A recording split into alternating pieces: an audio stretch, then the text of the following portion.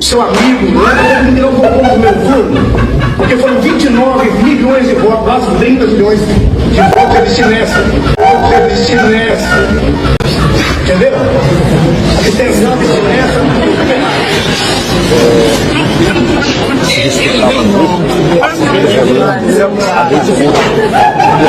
Sertanejos que fazem sucesso há décadas, como Chitãozinho da dupla Chitãozinho e Chororó, Zezé de Camargo, Sula Miranda, Leonardo e Gustavo Lima, foram ao Palácio da Alvorada declarar apoio à reeleição de Jair Bolsonaro. Tenho certeza que todo cidadão de bem não vai abrir mão também e jamais negociará a sua família, né? O seu bem mais precioso. Então acho que é melhor um passarinho na mão que dois voando, né, Léo? Com certeza. É melhor um passarinho na mão que dois voando, e não vamos trocar o certo pelo duvidoso. Está aqui o meu total apoio ao nosso presidente Jair Messias Bolsonaro. Olá, pessoal, que alegria. Olha quem está do meu lado aqui. Duas pessoas que eu amo, que eu admiro e que eu considero assim, eu tenho uma paixão por eles. Você sabe, eu sou verdadeiro, você me conhece. Eu sei que tem milhões de pessoas me acompanhando. Inclusive, eu quero recomendar, inscreva-se, não vou deixar de vender meu peixe, inscreva-se, deixe o...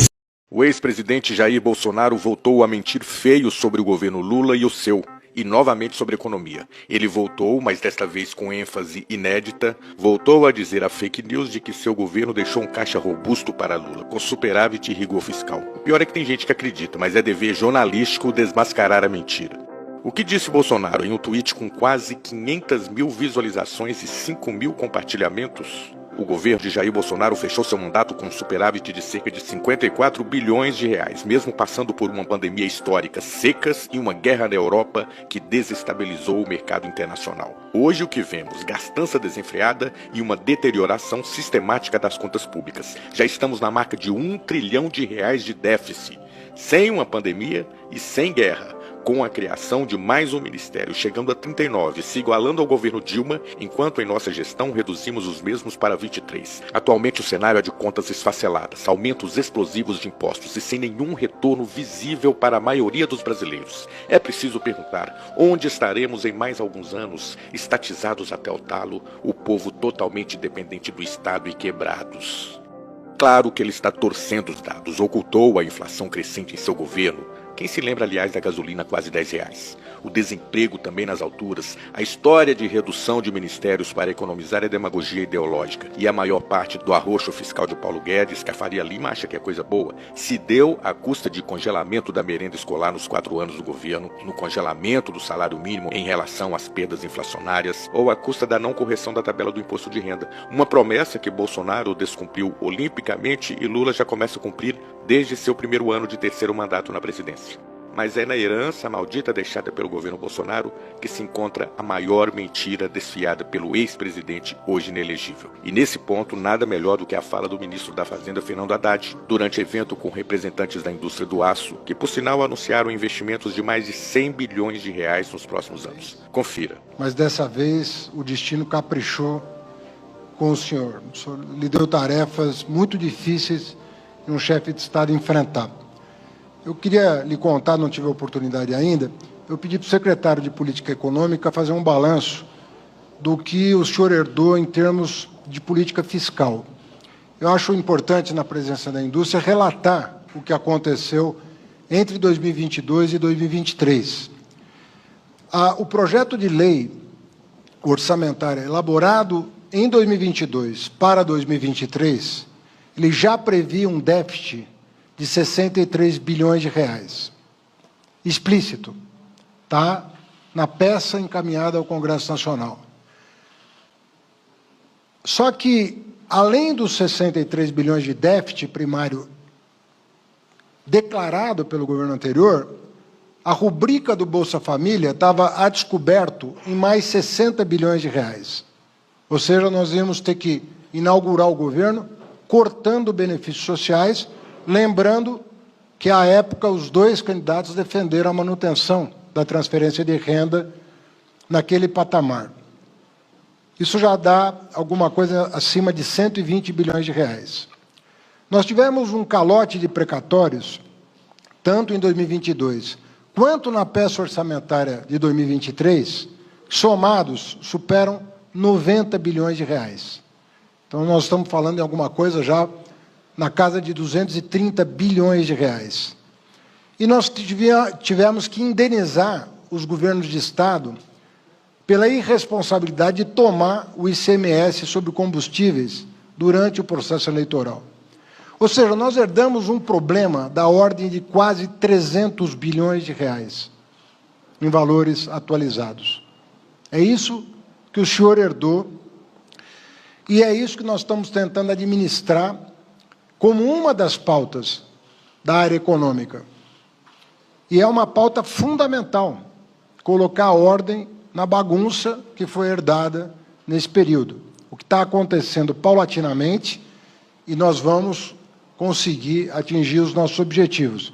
Esse ano vai ser infinitamente melhor do que o ano anterior, e assim sucessivamente.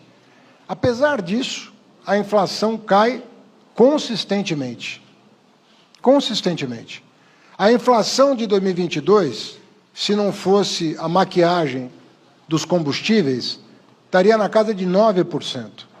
A inflação esse ano será abaixo de 4%, próximo da meta estabelecida pelo próprio governo.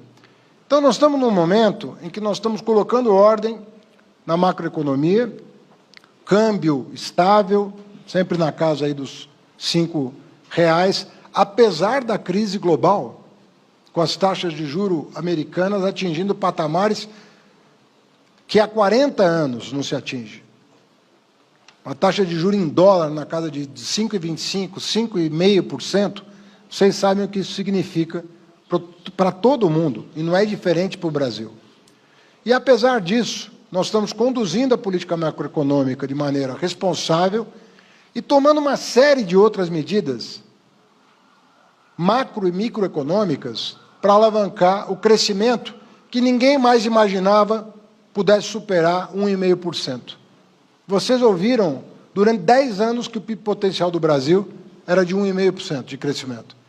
Hoje nós estamos crescendo na casa de 3%, já reprojetamos esse ano para um patamar de 2,5%, temos o desafio do Rio Grande do Sul, cuja gravidade ninguém nega, mas reforma tributária, marco de garantias, reforma no mercado de capitais, mercado de crédito, novo BNDES, tudo isso permitindo que nós possamos apoiar a indústria, apoiar o comércio, apoiar os serviços, sob a liderança do nosso vice-presidente, que cuida, né, do crescimento setorial no país, e em absoluta sintonia com planejamento e fazenda, nós conseguimos aprovar uma reforma tributária depois de 40 anos. Depois de passar pela Câmara, do Senado Federal, a aprovação já em segundo turno da PEC dos precatórios.